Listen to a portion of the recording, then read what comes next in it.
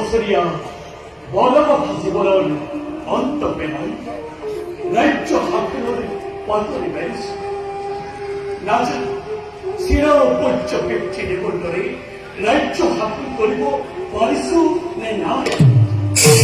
এয়া সম্পূৰ্ণৰূপে নিৰ্ভৰ কৰিছে তোমাৰ আৰু অযোধ্যাৰ শত শত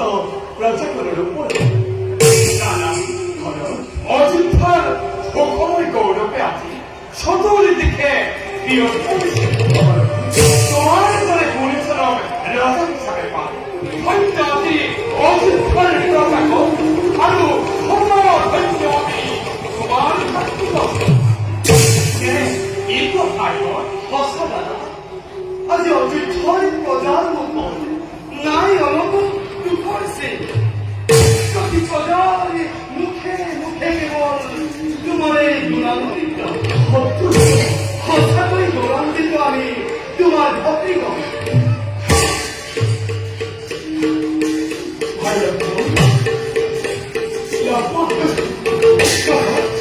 কি হল তোমাৰ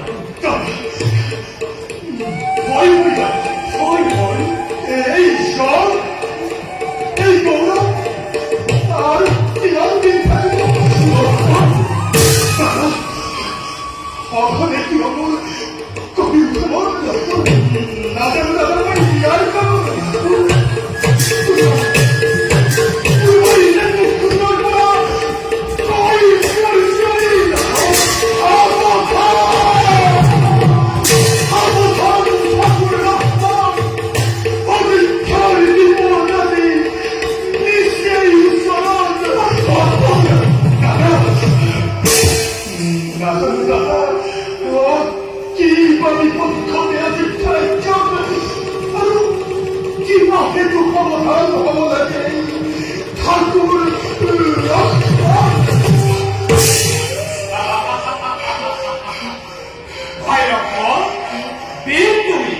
তোমার ক্ষেত্ৰত এনেকুৱা চঞ্চলতা তোমাৰ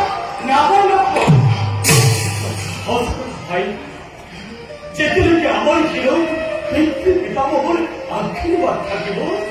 তেতিয়ালৈকে নেদেখো কোনো চিন্তা কাৰণ বলা ভাই আমি তোমাকে বিশ্ৰাম কৰিব বলে